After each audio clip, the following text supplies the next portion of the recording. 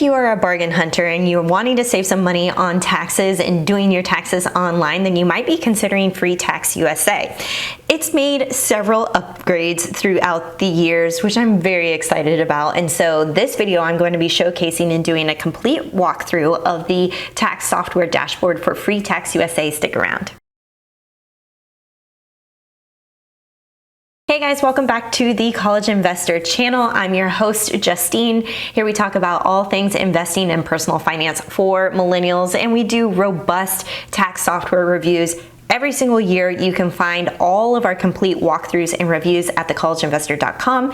And we do these videos so that you don't have to purchase something that you don't want or that doesn't work for filing your taxes online. We know that this is a necessary evil every single year. So you want a really robust and excellent software that gets you from point A to B very, very fast. So FreeTaxUSA has been around for a long time, and now with several upgrades that they've been doing, they're getting closer and closer to that premium feel, but not yet. They are not a TurboTax or an H&R Block. So let's talk about whether or not FreeTaxUSA is truly free. Free is in the name, so you gotta think, yes, it is free. Your federal tax return filing is free. Your state return is not. FreeTaxUSA also offers multiple state returns. You'll just pay $14.99 per additional state that you need to file. Plus, you also have the opportunity to upgrade into different features that give you access to things like audit support, other tech support, or just an overlay of a tax pro to help you file those tax returns. For $39.99, you can get tax support from a professional, and for $7.99, you can get unlimited amendment returns and priority support. Now, as self-employed business owners, out-of-state landlords, those who do side hustles are probably going to appreciate the low cost of using something like FreeTaxUSA to file more complicated returns. And because there isn't a truly free version, there isn't any of these cherry picking different tax situations to make sure that you actually fit their free version. Everybody falls within the same camp, which is really nice and very transparent in terms of pricing. So on the low end, you're going to be paying about 15 bucks. If you choose to do the add-ons with some of those pro support features, then you're looking at around $55 all in to use this tax software. So what's new in 2024 for FreeTaxUSA? You're going to see this pretty much across the board for all major tax software options, that it's going to be updated for new tax law and code changes that happened this past year. Another major upgrade that FreeTaxUSA is providing this year is you have the ability to import your W-2 from a PDF.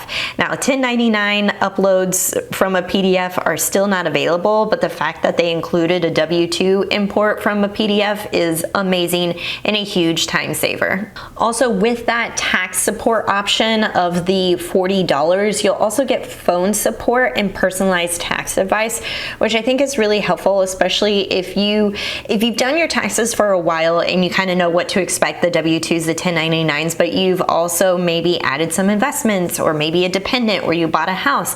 Things are starting to get a little bit more complicated and messy. Having this type of feature could really help you still stay within that bargain level tier in terms of pricing and still let you do it on your own while navigating more complex tax filing situations. Okay, next, let's go ahead and hop inside the dashboard and I'll show you what it looks like. If you're a repeat user of FreeTaxUSA, it's actually going to copy over any information that you may have put into the tax software for the new tax return year, which I really like. One drawback that I saw off the top, and this has kind of been a thing, is you can't skip ahead. I get it, there's a flow and a process to tax returns, but I don't know, this kind of bothers me that I can't skip ahead, especially if you have a stack of fiscal tax return documents laying on your desk and you happen to pick up a 1099 first, or you happen to pick a student loan interest form up first and you want to skip and jump to that section. You really can't do that. You really have to start with your personal information first by listing out your filing status, dependents, and then kind of an information summary of what you put in here.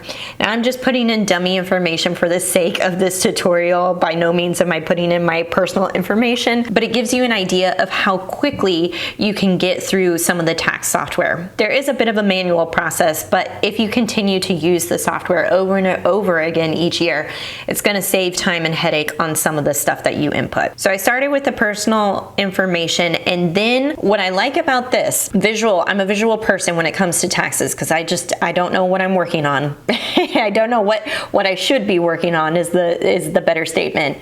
And now you can see if you click at the top, they have this menu bar at the top of your screen. You can click on income, and then you can see exactly what is the next step in terms of what you should be reporting. So typically you're going to start with a W-2. Any 1099 INT or DIV forms are also going to be included, in any of these other types of tax situations that you might be in. Retirement income, Social Security, unemployment income, all of those things are underneath the income section. If you're a business owner, or if you've been doing side hustles or contracting, you're going to get those 1099s or a Schedule C for your business income, or an S-Corp income, which is a Schedule K1. I really like the green check mark and then the hollowed out check mark to show you exactly where you're missing things, where you need to work on. And so in here, I went ahead and added my W-2 information, and I just went line by line on the W-2 and just filled out exactly what I needed to. So you're going to take a look at your W-2, copy over the information as you see it, scroll to the bottom, save and continue.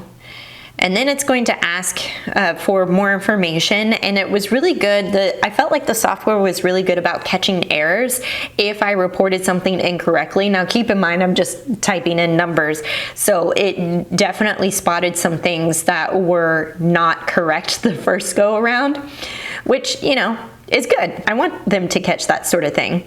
Then you can continue to add other W-2s if needed. So I'm going to go back here and then continue.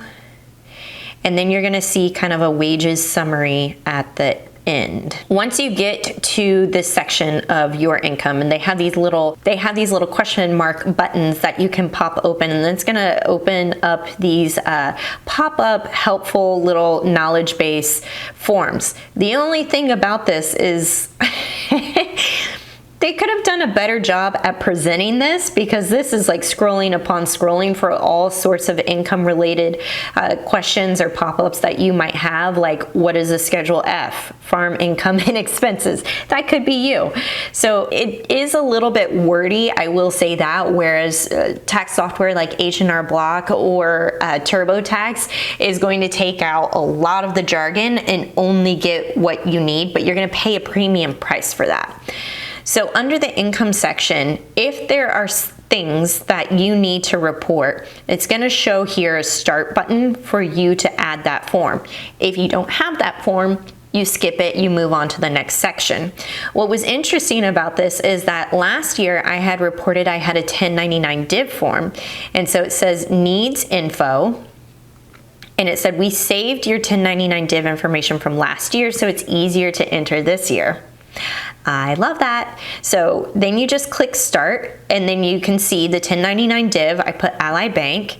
Let's say I had ordinary dividends of $500. And now it's going to report that for 2023. So you can kind of see as you go along, like 2022, this was my income and this is what I reported. 2023, this is what I reported. So you can quickly go into some of those sections, edit and start. So I do like the visual that it gives you to tell you exactly what's going on and where you're at in this process. So now the income section is pretty much done.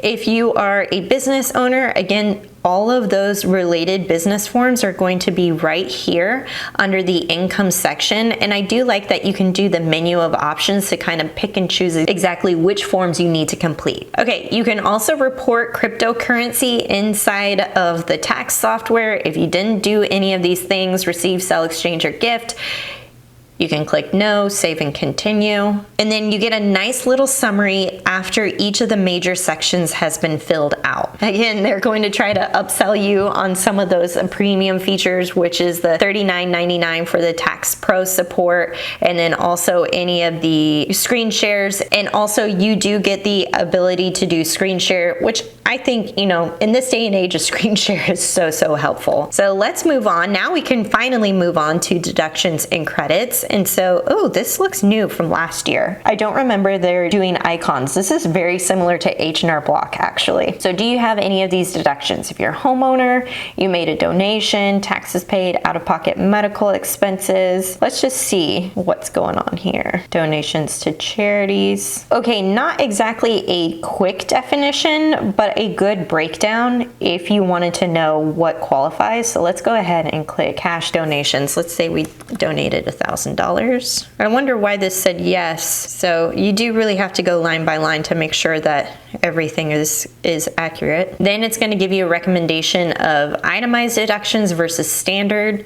I'll go ahead and take the standard. And now I'm just kind of going through the Q&A guidance, which is really helpful. Again, you can kind of see exactly where I'm at. Boy, I love this. It's an arrow pointing to exactly where I'm at in the process. I almost like, this is like a blueprint or a map of figuring out where you're at in the whole tax return process of like, am I getting close to the finish line? I'm halfway through the itemized deductions list, so that is helpful.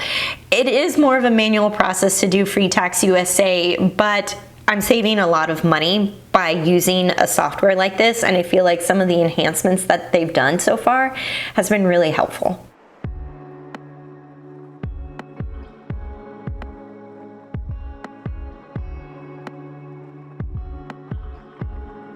Once I got through each of the major sections, and they typically followed the same format and process, which is why I just kind of went through those sections very quickly to show you, once you get the hang of one major section, you're gonna get the hang of deductions, credits, miscellaneous, and then once you get to the end, you get to this federal tax summary, and then you get to see this nice little clean report of what you've entered.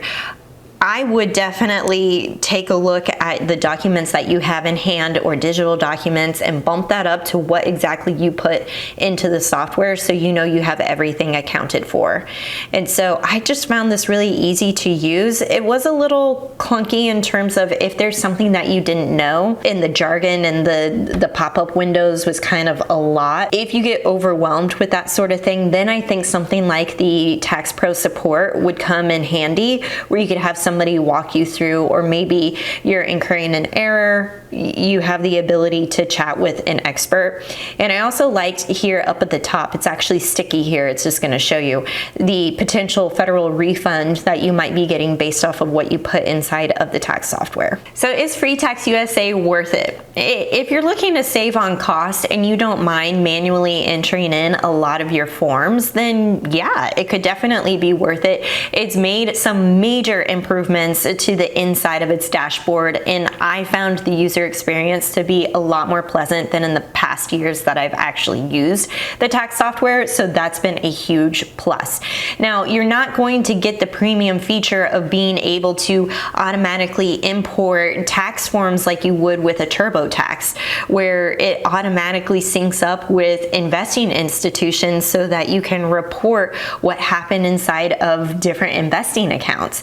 You're not going to get that with FreeTaxUSA. So the more that you have financially going on and the more complex your tax filing situation is, the more that I would probably steer clear of FreeTaxUSA, but it's such a great tool for those who have pretty simple and straightforward tax filing situations. Don't forget, we have the latest tax software reviews and walkthroughs available for you to check out at thecollegeinvestor.com. Before you hop into a tax software that you're like, this is way too complicated, read one of our thorough reviews. We will leave a link below for you to check out. If you like this one, give it a big thumbs up, and we'll catch you in the next one.